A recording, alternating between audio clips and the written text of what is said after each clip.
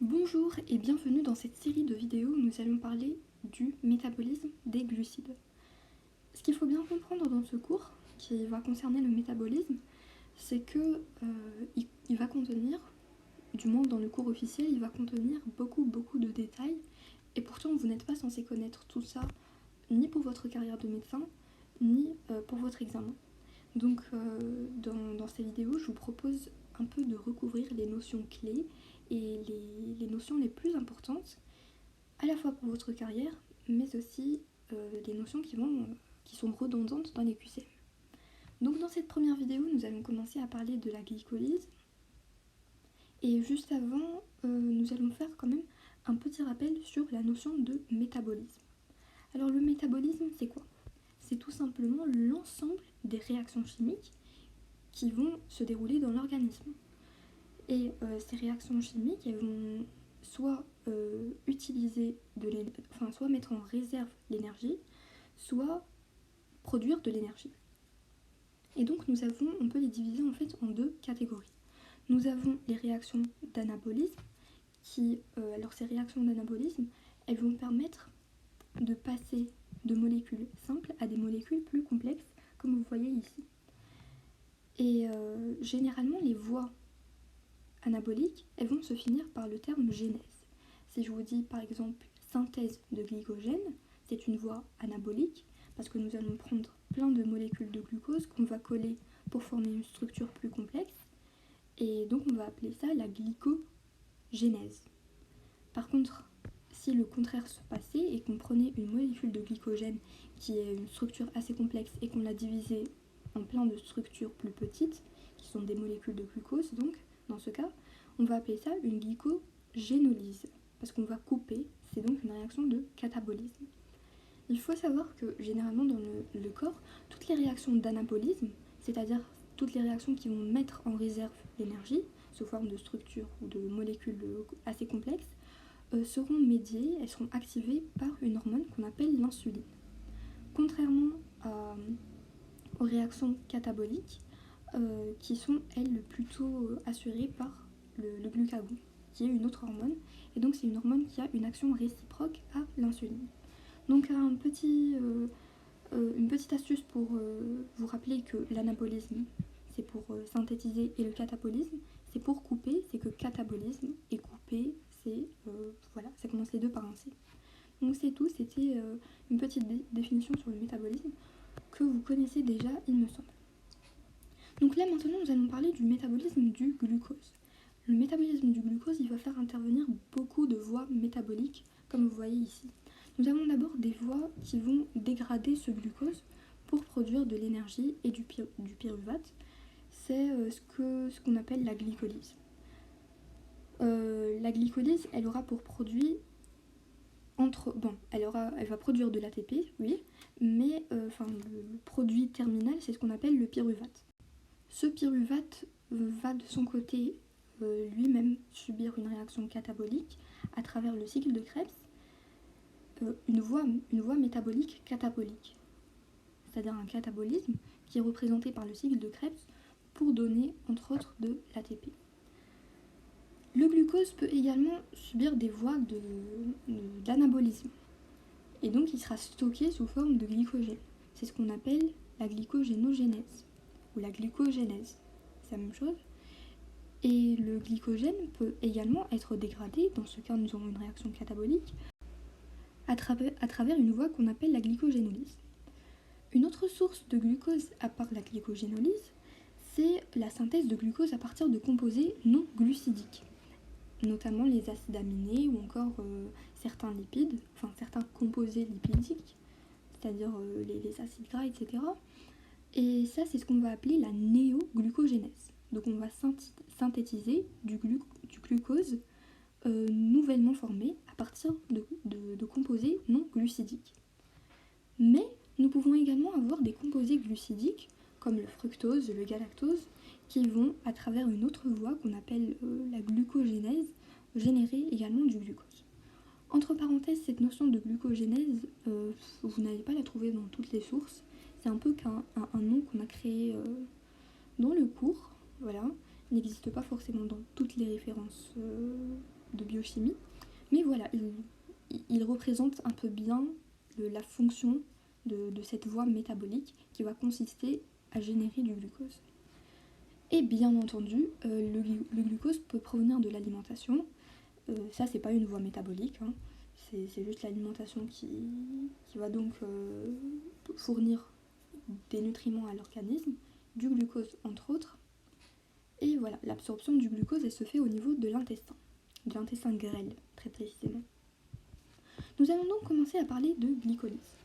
La glycolyse, déjà vous devez retenir qu'elle a un autre nom, elle porte un autre nom, on l'appelle également la voie d'Anden-Mierov-Parnasse. Et ça vous l'apprenez parce que ça peut tomber en QCM. Donc comment va commencer la glycolyse ? Avant de parler de la glycolyse, nous allons un peu parler du parcours du glucose quand on va l'ingérer. Donc le glucose, on le retrouve dans l'alimentation, il va passer dans le tube digestif, il va subir une absorption au niveau de l'intestin grêle. Ensuite, ce glucose, on va l'envoyer aux cellules, donc il va passer par la circulation sanguine pour arriver aux cellules. Les cellules, elles vont le capter par des transporteurs.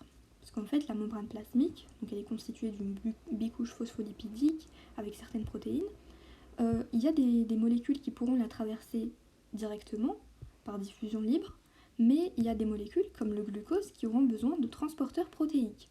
Et les transporteurs protéiques qui vont faire passer le glucose à l'intérieur de la cellule, c'est ce qu'on appelle les transporteurs GLUT. Nous avons plusieurs types de transporteurs GLUT.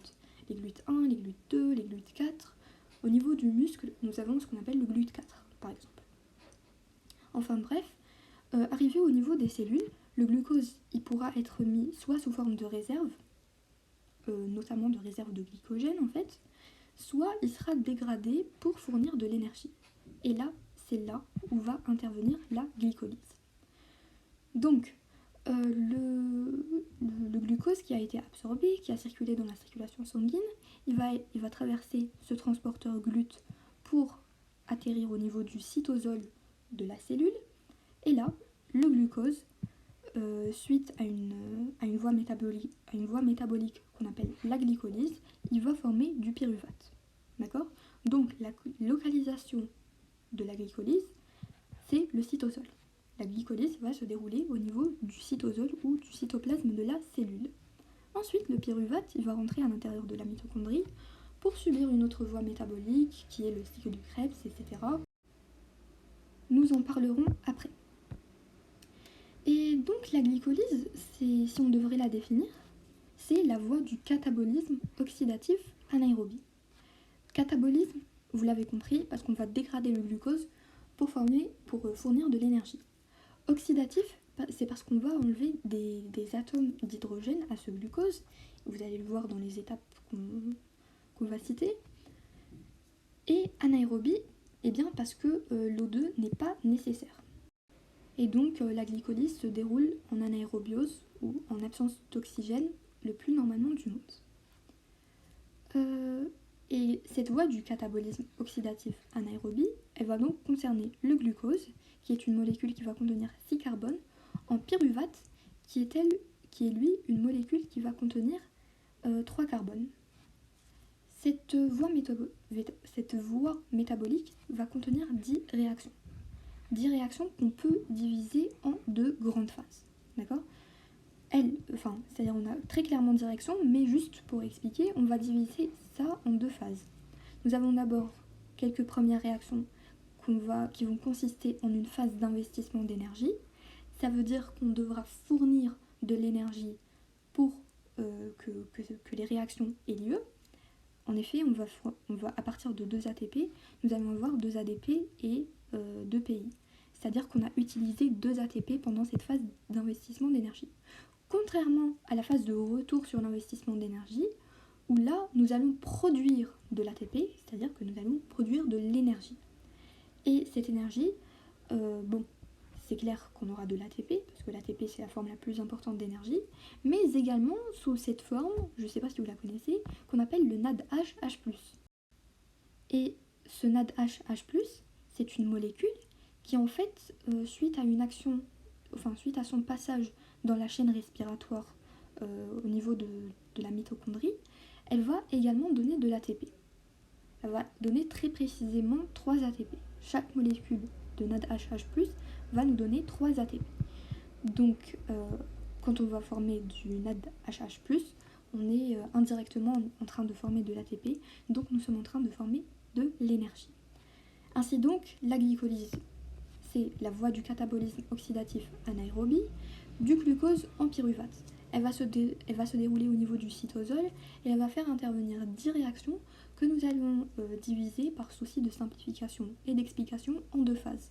Nous avons une première phase d'investissement d'énergie où nous allons utiliser de l'ATP, nous allons utiliser de l'énergie, et une phase de retour sur l'investissement d'énergie où nous allons produire de l'énergie. Nous allons produire de l'ATP et du NADHH+. Passons maintenant un peu aux étapes de la glycolyse. Là, je vais vous montrer le bilan de la glycolyse avant de commencer, et puis nous allons le réexpliquer nous allons mieux l'expliquer quand nous allons passer par les détails de cette voie métabolique. Donc, pour que la glycolyse ait lieu, nous avons besoin de glucose, bien entendu, et nous allons former du pyruvate. Nous allons également former de l'ATP et du NADHH+. Donc, tout va commencer quand notre glucose, quand le glucose il va pénétrer à l'intérieur de la cellule à travers un transporteur qu'on appelle le transporteur GLUT. Et donc, ce glucose retrouvé dans le cytosol, il va rester dans le cytosol.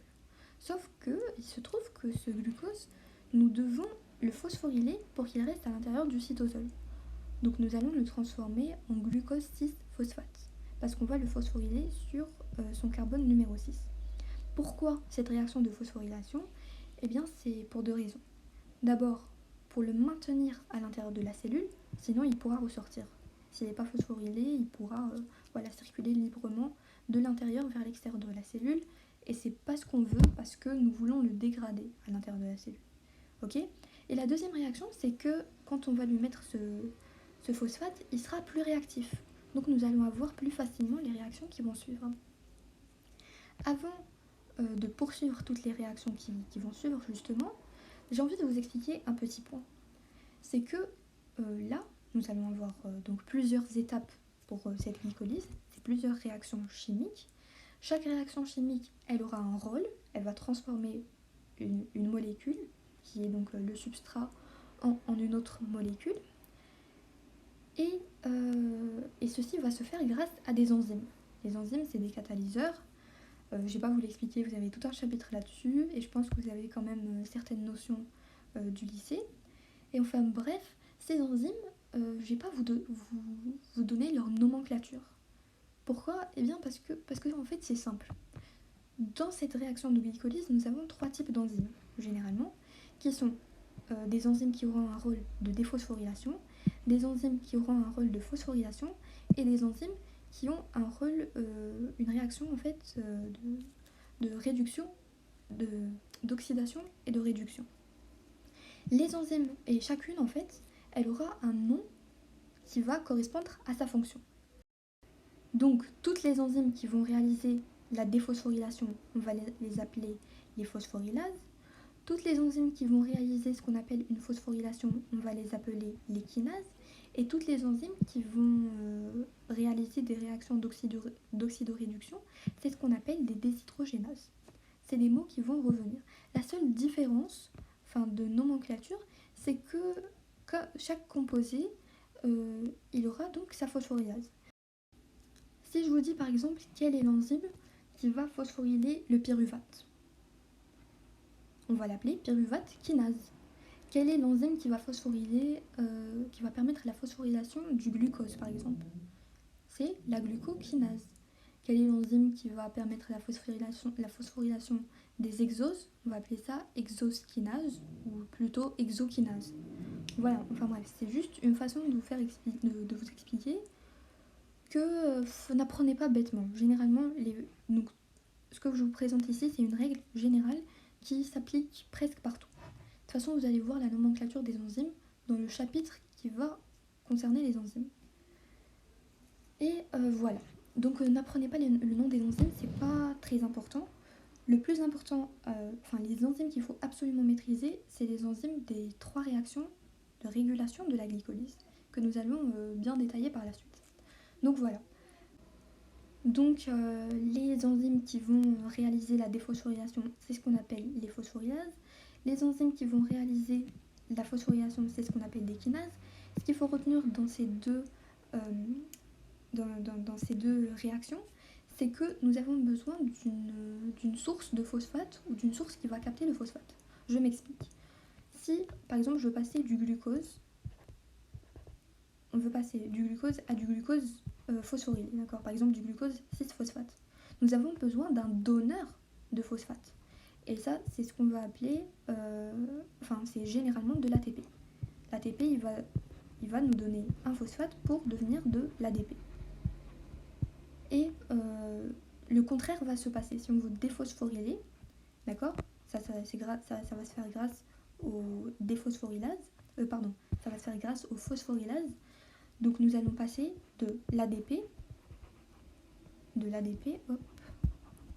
à de l'ATP. Et l'ADP, nous allons, c'est le substrat qui va nous le donner. Entre parenthèses, là je viens de vous citer l'exemple du glucose qui va se transformer en glucose 6-phosphate. Or, c'est pas un bon exemple. Pourquoi ? Parce qu'en fait, cette réaction, elle n'est pas réversible.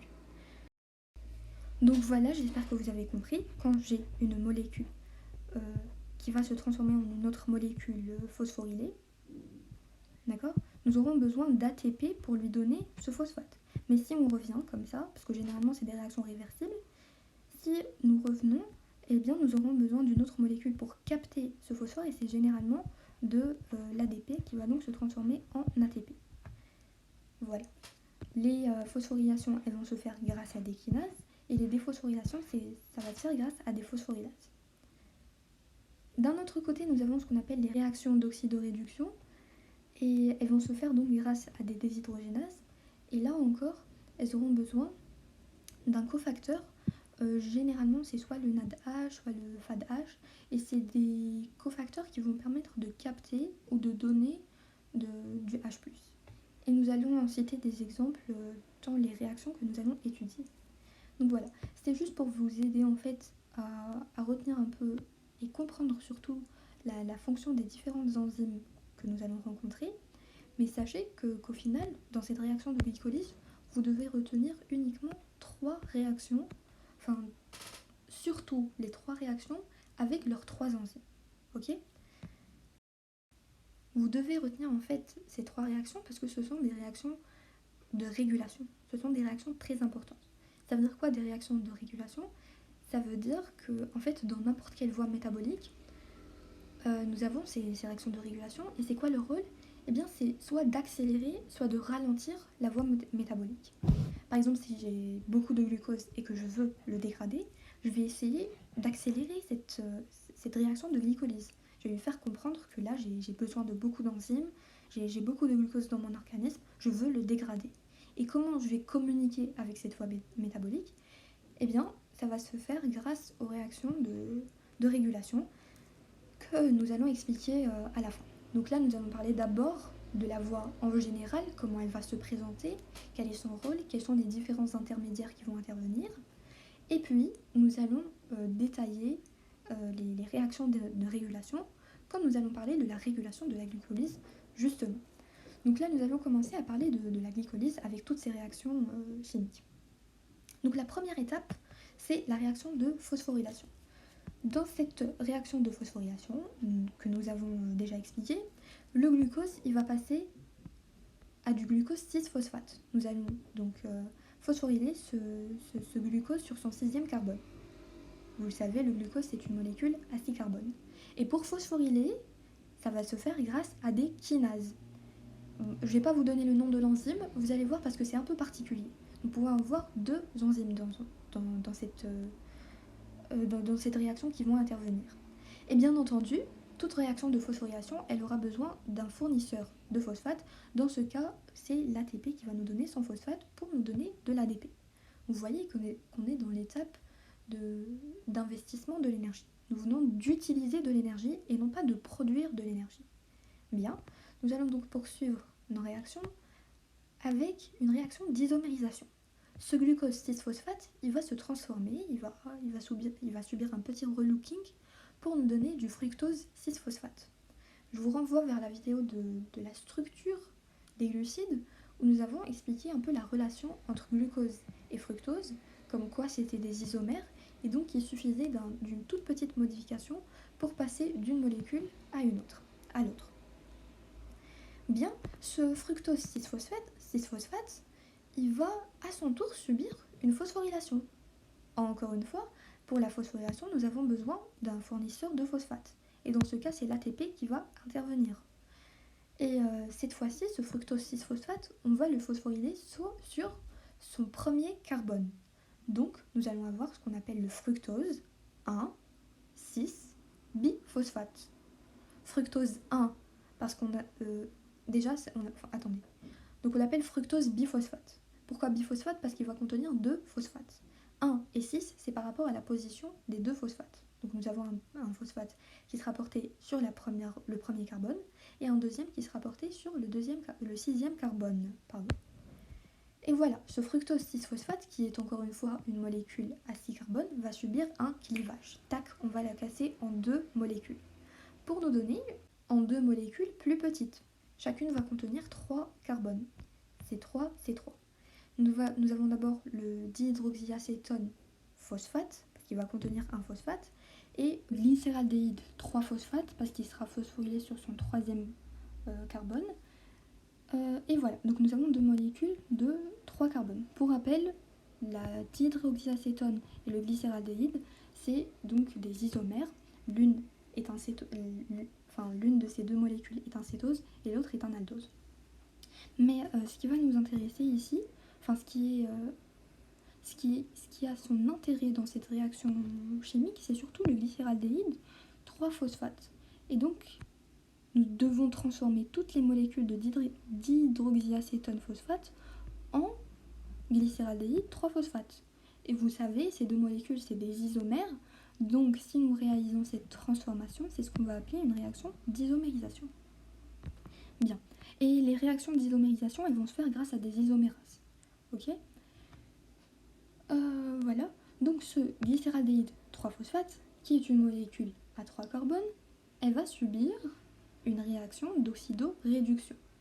En fait, c'est un peu plus complexe que ça parce que ce Ga3P va subir une réaction d'oxydation couplée à une réaction de phosphorylation. Donc, nous aurons en même temps une réaction d'oxydation et une réaction de phosphorylation. Pour réaliser la réaction d'oxydation, nous aurons besoin d'un cofacteur. Et je vous ai dit, dans toutes les réactions d'oxydoréduction, le cofacteur, c'est le NAD+, ou le NADHH+. Comme là, nous voulons réaliser une réaction d'oxydation du Ga3P, nous allons donc ici réduire le NAD+, pour donner du NADHH+. Donc pour rappel, pour les réactions d'oxydoréduction, l'oxydant, il va recevoir les H+, alors que le réducteur, lui, il va donner des H+. La petite astuce pour retenir ça, c'est que l'oxydant est méchant, donc il va prendre les H+, alors que le réducteur, il est bon cœur, il va donner ses H+. Voilà. Et nous aurons également une réaction de phosphorylation. Là, vous pouvez commencer à me demander où est l'ATP, parce qu'on a dit que pour toute réaction de phosphorylation, nous avons besoin de l'ATP, qui est le donneur de phosphate, etc. En fait, ce qui va se passer ici, c'est que c'est une réaction un peu particulière, parce que nous aurons un phosphate qui va directement rejoindre notre molécule, parce que nous avons produit de l'énergie grâce à de l'oxydation. Ok ? Donc, la réaction d'oxydation, elle a produit de l'énergie qui a permis de recruter un phosphate qui va directement coller cette molécule de Ga3P. Cette molécule de Ga3P ou de glycéraldéhyde 3-phosphate va donc porter cette fois-ci un phosphate à la fois sur le troisième carbone, c'est pas nouveau, mais également sur le premier carbone, parce que ce nouveau phosphate qu'on a rajouté, il va se coller sur le premier carbone. Donc nous allons nous retrouver avec une molécule qu'on va appeler le 1,3-biphosphoglycérate. Ok ? Biphosphoglycérate. C'est juste cette molécule qui a un peu changé de look, et donc on lui a un petit peu changé de nom, et on va l'appeler la 1,3-biphosphoglycérate. La réaction qui va suivre, eh bien, c'est la réaction qui va enlever le phosphate ou le phosphore. Bon, il y a une petite différence entre phosphate et phosphore, c'est tout simplement c'est qu'en fait le phosphore il va pas exister dans la nature comme ça à l'état libre, il va exister sous forme de phosphate ou d'acide phosphorique. Je vous explique. Donc le phosphate il est constitué d'une molécule de phosphore qui sera collée donc à des OH de tous les. Attendez, par là c'est un O, de ce côté là c'est un OH, et par là hop un radical. Donc en fait là ce que j'ai représenté c'est l'acide phosphorique. La forme basique de cet acide phosphorique, c'est quand on va enlever ces H, nous allons retrouver avec des O-, ça c'est ce qu'on appelle le phosphate. Donc si je vous dis phosphate, c'est très correct, et si je vous dis phosphore, c'est aussi correct parce que le phosphore il ne va pas exister libre à l'état naturel, il va forcément être sous forme de molécules de phosphate. Donc voilà, c'est un peu la même chose. Donc ce qui va se passer dans cette réaction, c'est que le 1,3-BPG, on va lui enlever ce phosphate, et donc il va être capté par une molécule d'ADP pour nous former de l'ATP, et il va se retrouver sous forme de 3 phosphoglycérates. On était de 1,3 biphosphoglycérate, parce que nous avions 2 phosphates. Là, nous avons uniquement un seul phosphate, qui est situé au niveau du 3e carbone, donc nous allons appeler cette molécule le 3-phosphoglycérate. Vous remarquez, avant d'aller plus loin, que nous commençons déjà à produire de l'énergie. Donc là, c'était la phase d'investissement de l'énergie, où nous avions utilisé 1 et 2 molécules d'ATP, et là, nous venons de produire du NADHH+, et de l'ATP. Petite remarque, je vous rappelle que là, à partir d'une seule molécule de glucose, nous allons nous retrouver avec 2 molécules de GA3P. Donc ce que je suis en train d'expliquer ici, toutes les réactions que je suis en train d'expliquer ici, elles vont se dérouler 2 fois. Parce qu'à partir d'une molécule de glucose, nous allons avoir 2 glycéraldéhydes, 3 phosphates. Parce que tout simplement le F16BP, il va se diviser en ces 2 molécules, et celle-ci, elle va se transformer en celle-ci. Bref, vous l'avez compris. Et donc tout ce qu'on a ici par exemple on a un NAD qui va former un NADHH+, mais au final, à partir d'une molécule de glucose, nous aurons 2 NADHH+. Ici aussi, enfin je ne l'ai pas noté, je vais le noter maintenant, 2, à partir de 2. Ici aussi, nous avons 2 ADP qui vont nous former 2 ATP, et ainsi de suite. Donc nous avons enlevé le phosphore, on va se retrouver avec du 3PG, bref, le 3PG il va subir une isomérisation, donc on était comme ça, tac, tac, on avait 3PG, donc on va passer au 2PG. C'est quoi la différence? C'est tout simplement que ce PG là, il portait son phosphate sur le 3e carbone, et là on va le déplacer, on va l'isomériser pour le déplacer sur le 2e carbone. Ce 2PG il va subir une déshydratation pour former du PEP ou du phosphoénol pyruvate. Et c'est là la réaction la plus importante qu'il faut retenir dans cette partie, c'est que ce PEP ou ce phosphoénol pyruvate, on va lui enlever un phosphate pour donner du pyruvate. D'accord? Quand on va enlever le phosphate, nous allons former de l'ATP forcément. Le phosphoénol pyruvate, c'est donc la molécule qui est le précurseur. C'est donc le précurseur tout simplement du pyruvate. Pourquoi on l'appelle phosphoénol pyruvate? Tout simplement parce qu'il va renfermer une molécule de phosphate et une fonction énol que vous n'êtes pas censé connaître. Bref, c'est de la chimie. C'est tout simplement quand on a une double liaison carbone-carbone avec un OH qui est attaché à un carbone, pour les curieux, mais c'est pas important. Et voilà, donc le PEP, c'est le précurseur du pyruvate. Donc vous voyez que là, nous avons parcouru 10 réactions. Nous avons commencé par la réaction de phosphorylation du glucose, qui va ensuite subir une isomérisation pour donner du F6P. Le F6P va lui-même subir une phosphorylation pour donner du F16BP, qui va se diviser pour donner du DHAP et du GA3P. Le DHAP, il va forcément s'isomériser pour donner du GA3P, et nous aurons x2 les réactions qui vont produire de l'énergie.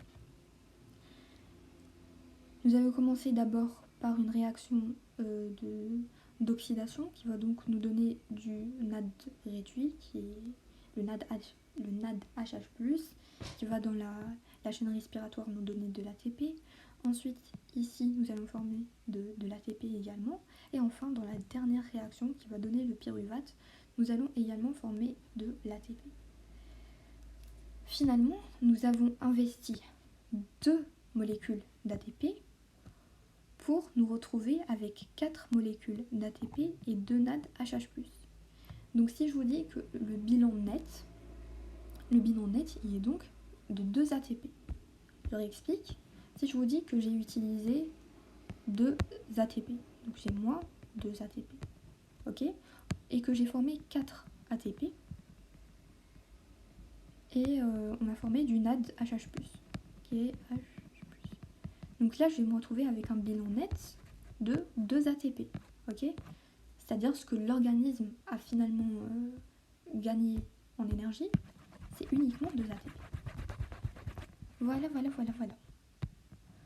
Donc le bilan énergétique total, il est de 2 ATP et de 2 NADHH+. Voilà, si nous devons considérer le bilan de la glycolyse, que nous allons refaire un peu plus loin, avec plus de détails, c'est qu'on a utilisé une molécule de glucose avec 2 ADP plus PI pour nous donner 2 ATP et du NAD+, pour nous donner du NADHH+. Et nous avons également formé 2 molécules d'eau. Les 2 molécules d'eau, elles proviennent bien entendu de cette réaction de déshydratation, ici, la réaction de déshydratation, que je n'ai pas forcément détaillée parce qu'elle n'est pas très importante, voilà. Et bien entendu, ici, on va rejeter donc 2 molécules d'eau. 2 parce que nous allons parcourir 2 fois ces réactions chimiques, comme je vous l'ai expliqué un peu plus tôt. Sans plus tarder, nous allons maintenant passer à la régulation de la glycolyse. Les sites de régulation, c'est la réaction 1, la réaction 3 et la réaction 10. Ces réactions, elles sont d'abord irréversibles, donc elles vont se faire uniquement dans un seul sens, mais attention, c'est pas toutes les réactions irréversibles qui sont des sites de régulation, et c'est pas forcément tous les sites de régulation qui sont des réactions irréversibles. Ok, c'est juste des sites de contrôle. Et entre les trois, la réaction la plus importante, c'est toutes les trois des réactions de régulation, ok, mais entre la réaction la plus importante, c'est bien ce deuxième site de régulation qui est la troisième réaction. Avant d'entamer plus en détail la régulation, ces différentes réactions, j'ai envie de vous expliquer un petit peu comment se fait la régulation des hormones, la régulation des enzymes dans notre organisme. Eh bien, on peut se faire de 3 façons. D'abord, de façon allostérique. Ce qui va se passer dans ce cas, c'est que l'enzyme, elle va être inhibée par son produit de réaction. Par exemple, si je vous dis que le glucose il va être transformé en glucose 6P par une enzyme, ou un enzyme, on peut dire les deux, eh bien cette enzyme sera inhibée par le glucose 6P, qui est son produit de réaction. Nous allons réexpliquer ce point de toute façon. Nous pouvons également avoir une régulation covalente, et dans ce cas, nous allons déphosphoryler des enzymes, c'est-à-dire que voilà notre enzyme, on va grâce à des hormones, qui sont notamment l'insuline et le glucagon, on peut rajouter un phosphate ou l'enlever sur cette enzyme, et donc l'enzyme elle va se retrouver soit plus active, soit moins active, et voilà, ça va dépendre. Et enfin, nous pouvons avoir une réaction hormonale, et là ce qui va se passer, c'est que dans notre cellule, les hormones, glucagon ou insuline, elles vont se fixer sur des récepteurs ou rentrer à l'intérieur de la cellule, bref, et elles vont activer la transcription des enzymes dans le noyau. Et donc nous aurons une production d'enzymes, comme ça, de protéines à l'intérieur du cytosol. Et voilà. Ce qu'il faut savoir, c'est qu'on ne va pas tellement parler de cette régulation hormonale parce qu'elle est très lente. D'accord ? Vous imaginez un peu le temps de transcrire l'enzyme, de la retrouver dans le cytosol, voilà.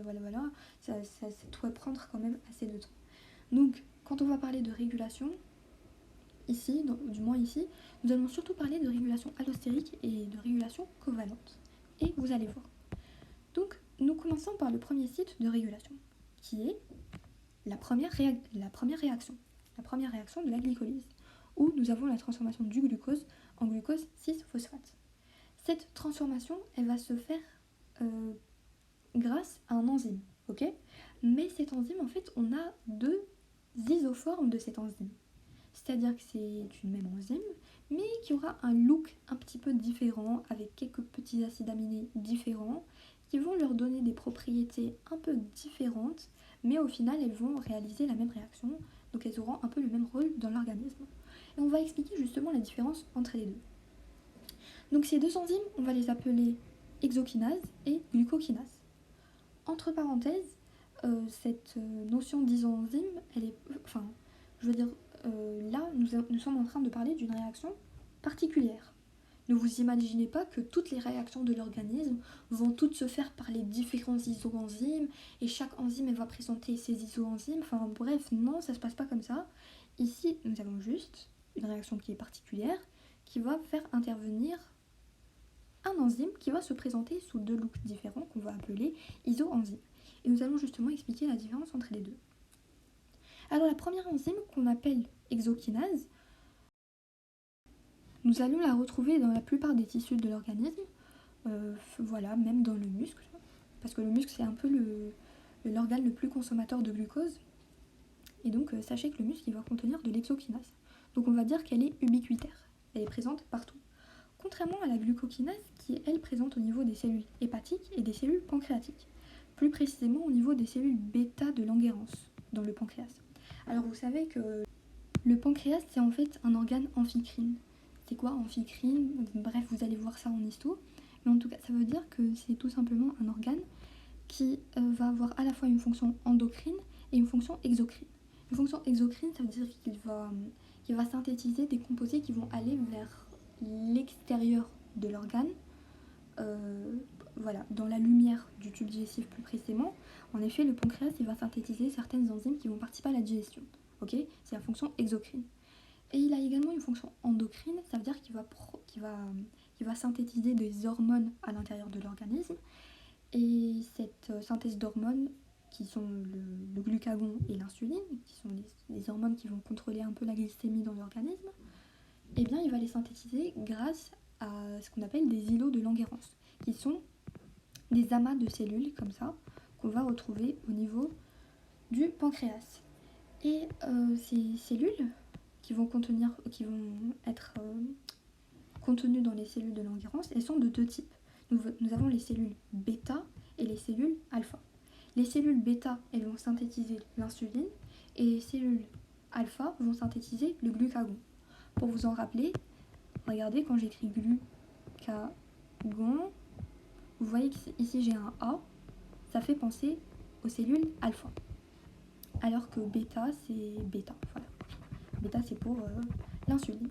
Et vous savez en fait que l'insuline, c'est un peu l'hormone, c'est une hormone qui va tendre à réduire la concentration de glucose dans le sang. Et donc, elle va participer à activer la glycolyse. Donc voilà, la glucokinase, on va la retrouver dans les cellules hépatiques et les cellules pancréatiques, plus précisément les cellules bêta-pancréatiques, alors que l'hexokinase, on va la retrouver, on va voir qu'elle est ubiquitaire. Aussi, vous allez voir que la glucokinase, elle est plus spécifique que l'hexokinase. Ça veut dire quoi? Ça veut dire que l'hexokinase, elle va concerner beaucoup plus de substrats. Elle va concerner tous les exoses. C'est-à-dire qu'elle peut agir soit sur le glucose, soit sur d'autres exoses, comme le fructose, enfin tous les exoses que vous connaissez. Alors que la glucokinase, comme son nom l'indique, elle va agir uniquement sur le glucose, donc elle est plus spécifique. Aussi, l'hexokinase, elle va agir uniquement, et ça c'est un peu le point le plus important, elle va agir uniquement en cas de forte, c'est-à-dire qu'elle a une forte affinité pour le glucose. Ça veut dire quoi? Ça veut dire que l'hexokinase, elle va même agir quand on a une petite concentration de glucose. Contrairement à la glucokinase, qui aura une faible affinité pour le glucose, ça veut dire qu'il faudra une concentration très importante de glucose pour que cette glucokinase puisse en fait réaliser cette réaction. Comment expliquer cette logique de l'organisme? Je vous explique. L'hexokinase, elle va agir avant les repas ou entre les repas, autrement dit en interprandial, alors que la glucokinase, elle va agir après le repas, c'est-à-dire en postprandial. C'est juste des synonymes. Et donc, quand est-ce que va agir la glucokinase? Elle va agir quand nous aurons des fortes concentrations en glucose. La glucokinase, elle va agir après le repas, donc elle a une faible affinité pour le glucose.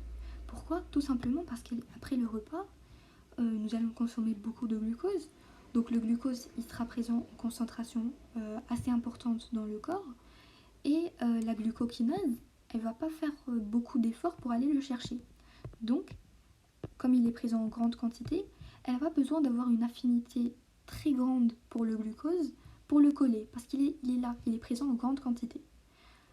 Alors que l'exokinase, elle va intervenir surtout en interprandial, où on n'a pas beaucoup de glucose, et dans ce cas, elle a besoin d'une forte affinité pour pouvoir repérer le glucose, et donc le dégrader par glycolyse, ou du moins par cette réaction. J'aime voir ça comme de la façon suivante. Imaginez qu'en fait l'affinité, c'est un peu la capacité à renifler du chien, d'accord? Le chien, si on lui donne, je sais pas, plein de choses comme ça, très nombreuses, qui ont la même odeur, il pourra les repérer assez facilement. Alors que si je lui mets uniquement un seul truc, enfin une concentration peu importante de la substance qu'il veut repérer, eh bien il va devoir avoir un sens de l'odorat qui est beaucoup plus développé pour pouvoir le repérer. Voilà. Moi, j'espère que c'était un exemple assez explicatif, mais voilà, ça représente un peu cette notion d'affinité, comment la glucokinase, comme on a beaucoup de glucose, elle n'aura pas besoin d'une forte affinité pour le glucose, pour le repérer, parce qu'il est là, parce qu'il est présent en abondance, alors que l'exokinase, comme il n'y a pas une concentration très importante de glucose, il va lui falloir une très forte affinité. Donc ça, c'est voilà, les différences les plus importantes. Ensuite, voilà, là on passe à la différence pour laquelle on est là justement, qui est la régulation. En effet, même la régulation, elle ne va pas se faire de la même manière. En effet, l'exokinase, elle va subir une régulation allostérique. Comment une régulation allostérique? Eh bien, elle va être inhibée par ce G6P qui est son produit de réaction. Et voilà, le G6P, quand il sera très abondant, il va inhiber l'exokinase. La glucokinase, de son côté, elle sera régulée d'une façon complètement différente. C'est même pas l'une de ces méthodes de régulation qu'on a citées tout à l'heure. En fait, elle aura une protéine régulatrice qu'on appelle la protéine régulatrice de la glucokinase, qu'on va retrouver essentiellement au niveau du foie, parce que je vous rappelle, la glucokinase, elle est présente surtout au niveau du foie, et elle va en fait la coller pour réduire son activité ou la décoller pour augmenter son activité. Voilà. Dans le cours, je pense que vous avez parlé surtout d'exokinase et surtout de la méthode de régulation de l'exokinase, qui est donc une régulation allostérique par inhibition grâce au G6P. Le deuxième site de régulation, c'est la troisième réaction ici, c'est la réaction de phosphorylation du F6P en F16BP. Et là, qu'est-ce qui va se passer? C'est que déjà, l'enzyme qui va intervenir ici, on va l'appeler la PFK, ou la phosphofructokinase. Et je vous ai dit que dans les sites de régulation que nous allons voir maintenant, dans les 3 sites de régulation que nous allons voir, ce site, donc celui-ci, est le plus important. Voilà, c'est le plus important. La PFK, c'est donc l'enzyme qui va jouer le rôle le plus important, c'est l'enzyme Kilé. Cette PFK, elle aura une structure composée de 4 sous-unités identiques, c'est juste pour votre information, et elle va subir une régulation allostérique. Comment et par quelle molécule va-t-elle être inhibée ou activée? Eh bien, c'est les molécules suivantes. D'abord, elle sera inhibée par l'ATP et les citrates. Pourquoi l'ATP? L'ATP, eh bien, c'est parce que ça indique qu'il y a en fait suffisamment d'énergie. Donc, j'ai pas besoin d'activer la voie de la glycolyse pour produire cette énergie. Il y en a déjà, elle est déjà abondante. Et le citrate, c'est un produit en fait du cycle de Krebs. Vous le savez que juste après la glycolyse, nous avons le cycle de Krebs. Le cycle de Krebs va à son tour produire de l'ATP. Il va même produire beaucoup plus d'ATP que la glycolyse. Et l'un de ces produits ou l'un de ces intermédiaires plutôt, c'est ce qu'on appelle le citrate. Et donc là, c'est un peu la façon de communiquer avec la glycolyse. Le cycle de Krebs, il va envoyer le citrate à la glycolyse pour lui dire attends, stop, là j'ai suffisamment de pyruvate, je suis en train de produire suffisamment d'énergie, ralentis un petit peu, j'ai pas besoin de toi. Voilà. Donc on a beaucoup d'énergie, beaucoup de citrate, on va réduire d'une façon allostérique la PFK. Ok. Aussi, la PFK, elle sera activée. Elle peut être activée par quoi? Par l'AMP. L'AMP, c'est le contraire de l'ATP. Il va indiquer que nous avons une pénurie en énergie. Nous avons besoin de produire de beaucoup plus d'ATP. Et une autre molécule que je vais vous présenter maintenant, qu'on appelle le F2,6-BP. Voilà, ça c'est super cool. J'adore cette partie, vous allez voir. C'est très intéressant. En fait, dans notre troisième réaction de la glycolyse, nous avons parlé de F6P, donc du fructose 6-phosphate, qui par phosphorylation grâce au phosphate de l'ATP, il va nous donner du F1,6BP. Et là, devinez qu'est-ce qui va se passer. Si on a beaucoup de F1,6BP qui va s'accumuler dans la cellule, nous avons la sœur jumelle, ou la cousine, si vous voulez, de la PFK, qui va venir ici s'incruster. Donc nous étions avec la PFK1, là la deuxième elle s'appelle la PFK2. Comment va donc agir cette PFK2? En fait, déjà il faut comprendre son rôle cette PFK2. La PFK2 elle va intervenir quand nous avons beaucoup d'ATP, ok? On a beaucoup d'ATP et généralement l'ATP il va inhiber donc cette réaction. Mais là on veut quand même dire au foie qu'il faut continuer, au foie ou à un autre, enfin généralement au foie. D'accord. On va lui dire continue. C'est vrai que j'ai de l'ATP, mais j'en ai encore besoin, donc continue cette voie de glycolyse. Et qu'est-ce qu'elle va faire pour donner le signe à la PFK1 qu'il faut continuer? Cette PFK2, elle va produire ce F2,6 biphosphate. Vous voyez qu'en fait le F2,6 biphosphate, comment il est produit? Il est produit de la même manière que le F6P. Donc on va prendre du F6P, au lieu de le phosphoryler sur son premier carbone, on va le phosphoryler sur son deuxième carbone. Ok. Donc la PFK2 elle va agir sur le F6P pour former du F2,6BP. Le F2,6BP il va justement activer allostériquement cette PFK1. Il va lui dire continue. J'ai peut-être beaucoup d'ATP, il y a peut-être des inhibiteurs allostériques, moi je te dis continue, c'est très important. Et c'est effectivement l'activateur le plus important de la PFK1. Mais en fait, vous pouvez me dire comment en fait cette PFK2 elle va comprendre que j'ai encore besoin de continuer la glycolyse.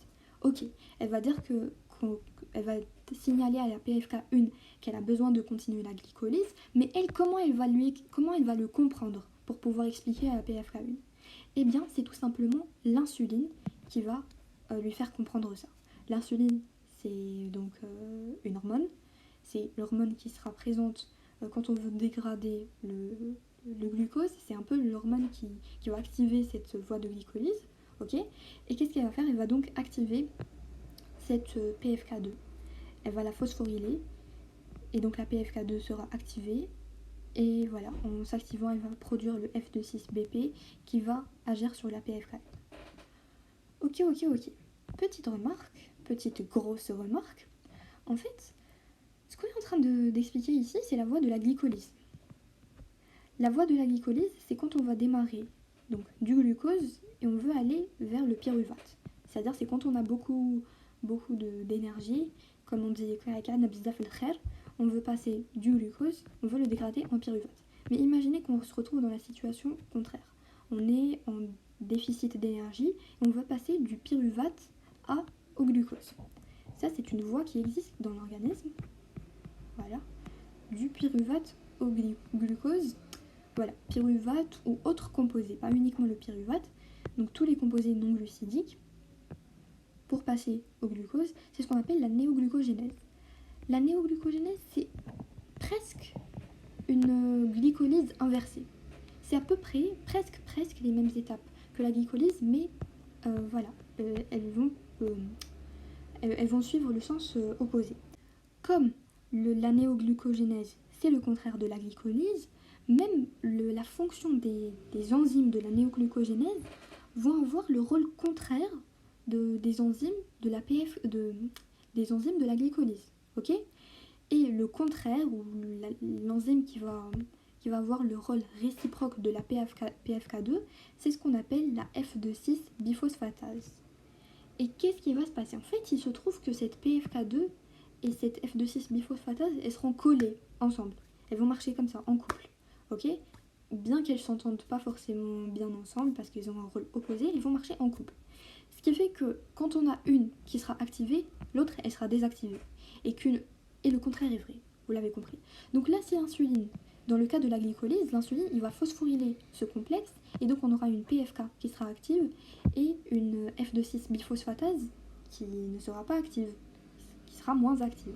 Alors que dans la néoglucogénèse, qui sera activée plutôt par le glucagon, nous aurons une déphosphorylation, et donc celle-ci, elle ne sera pas active, mais celle-là, elle sera plus active.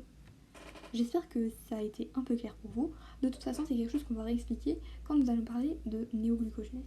Voilà. Les gens, excusez-moi, là je viens de faire une petite erreur. Une toute petite erreur. Calmez-vous, c'est pas très grave. En fait, la PFK, je vous ai dit qu'elle sera active sous forme phosphorylée. Non, elle sera active sous forme déphosphorylée. Voilà. Parce qu'en fait, l'insuline, quand elle agit sur des enzymes, elle va les déphosphoryler. Contrairement au glucagon, qui va lui phosphoryler. D'accord?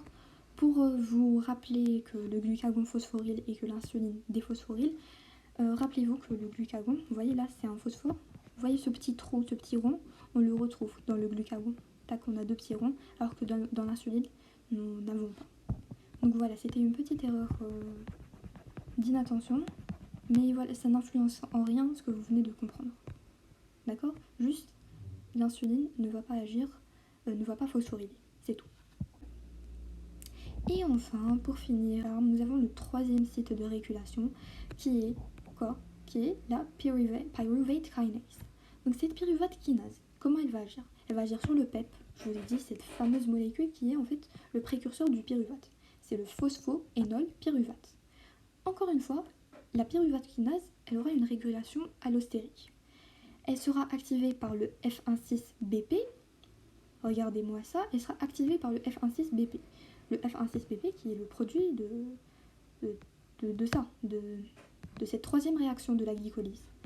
Donc quand on a beaucoup de F16BP, on va faire comprendre à la pyruvate kinase que oui, vas-y, tu dois travailler encore plus pour nous produire plus de pyruvate parce qu'on a besoin de beaucoup d'énergie, parce que j'ai beaucoup de F16BP que je dois dégrader. Bref, vous avez compris, elle va activer cette pyruvate kinase. D'un autre côté, cette pyruvate kinase, elle sera également ralentie ou inactivée par d'autres substances. Sans surprise, nous avons l'ATP qui va l'inhiber. Nous avons également l'acétyl-CoA. L'acétyl-CoA, on va en parler dans un très très petit instant. L'acétyl-CoA, c'est également un inhibiteur parce qu'il va venir après la glycolyse. C'est également un intermédiaire du cycle de Krebs. Et nous avons également l'alanine. L'alanine, c'est quoi? C'est un acide aminé. Et il faut savoir que les acides aminés, ils vont pas rester sous forme d'acide aminé. Vous allez voir ça dans le cours qui va les concerner, dans le chapitre concernant les acides aminés et les protéines, qu'en fait les acides aminés, on peut leur changer un petit peu de look, on peut leur faire quelques petites transformations, et ils vont pour nous fournir d'autres molécules en fait. Ces réactions de transformation des acides aminés en autres molécules, généralement c'est ce qu'on appelle des transaminations, ok. Et il se trouve que la transamination de l'alanine, elle va donner donc du pyruvate. Donc si j'ai beaucoup d'alanine, je peux fabriquer beaucoup de pyruvate facilement. Et donc, effectivement, si j'ai beaucoup d'alanine, j'ai beaucoup de pyruvate, j'ai pas besoin de trop activer cette pyruvate kinase. Je vais dire calme-toi, j'ai de quoi fabriquer le pyruvate. Donc pas de panique, voilà, elle va l'inhiber. Donc ça c'est en fait la première façon de réguler la pyruvate kinase, mais vous allez voir en fait, la pyruvate kinase, elle va exister sous forme de 2 isoformes. Encore des isoformes, oui je sais. Donc ces isoformes, on va les retrouver dans le muscle ici, et dans le foie. Dans le muscle, ça va être régulé de la façon que je viens de décrire, c'est-à-dire allostériquement. Mais dans le foie, on peut la réguler à la fois allostériquement, c'est-à-dire comme on vient de parler, mais on peut également la réguler par des phosphorylations réversibles. Donc en présence d'insuline, cette pyruvate kinase, elle va être déphosphorylée, elle sera plus active, et en présence de glucagon, on va la phosphoryler et elle sera moins active. Nous venons donc de finir de parler de glycolyse, avec ces 3 sites de régulation, que vous voyez ici, voilà les 3 sites de régulation, qui sont la première réaction, la troisième et la 10e. Et là, vous pouvez en fait vous demander quel est finalement l'intérêt de la glycolyse. Il y a d'abord, bien entendu, la production de l'énergie, mais en fait, elle aura un autre rôle, qui est l'obtention de précurseurs de molécules d'intérêt biologique. Ça veut dire qu'on va produire dans cette glycolyse, dans ces différents intermédiaires, nous allons produire ce qu'on appelle des molécules ou des précurseurs de molécules d'intérêt biologique. Les molécules d'intérêt biologique, c'est tout simplement des molécules qui vont participer au métabolisme de l'organisme. Vous savez, l'organisme, donc, à l'intérieur de l'organisme, il va se passer un métabolisme qui est l'ensemble de ces réactions chimiques, et nous aurons plusieurs molécules qui vont intervenir. Nous avons tout le métabolisme qui va concerner tous les glucides. D'un autre côté, nous avons un métabolisme qui va concerner les lipides, un autre qui va concerner les protéines, nous avons même les acides nucléiques qui vont intervenir. Et chaque molécule, elle aura plusieurs voies métaboliques qui vont la concerner. Et nous avons une relation entre ces différentes voies métaboliques. Il y a beaucoup d'intersections. Si vous voyez l'image, je ne sais pas si vous avez déjà vu ça, l'image qui va... Il y a une image caractéristique, c'est un schéma en fait, qui va montrer tous les métabolismes qui vont exister à l'intérieur de l'organisme, et vous allez voir des points d'intersection. Ces points d'intersection, c'est tout simplement des molécules qui sont communes à plusieurs voies métaboliques, et en fait c'est ce qu'on va appeler des carrefours métaboliques. Bref, là c'est juste pour vous expliquer c'est quoi en fait ces molécules d'intérêt biologique et et quel rôle vont-elles jouer dans le métabolisme global de notre organisme. Il se trouve que dans la glycolyse, grâce aux différents intermédiaires qu'on a, nous pourrons créer différents carrefours métaboliques. Par exemple, au niveau du G6P, alors le G6P, il pourrait être transformé en G1P. Et le G1P, c'est-à-dire le glucose 1-phosphate, eh bien c'est un intermédiaire dans la glycogénogénèse et la glycogénolyse. On va en parler quand on va parler du métabolisme du glycogène. Donc vous voyez que nous avons une relation déjà avec un métabolisme qui va concerner les glucides. Mais nous pouvons également avoir une relation avec un métabolisme qui va concerner les lipides. Par exemple, grâce au dihydroxyacétone phosphate, vous allez voir ça quand vous allez parler des lipides. Nous pouvons également avoir une relation avec les acides aminés, certains acides aminés aromatiques par exemple, grâce à une transformation du PEP, du phosphoénolpyruvate. Et cet acide aminé lui-même aura des réactions avec les acides nucléiques, notamment les bases pyrimidiques. Et enfin, comme nous l'avons cité, le pyruvate pourra également subir des réactions de transamination avec l'alanine, et donc nous allons établir des relations avec le métabolisme des protéines. Donc je pense que vous n'êtes pas censé connaître ça en détail, du moins point pour l'instant. Quand vous allez finir votre année et que vous allez voir tous les métabolismes, vous pourrez comprendre ça tout seul. Là, c'était surtout pour vous expliquer l'intérêt de la glycolyse dans l'obtention de ces précurseurs de molécules d'intérêt biologique. Donc voilà, merci pour votre attention.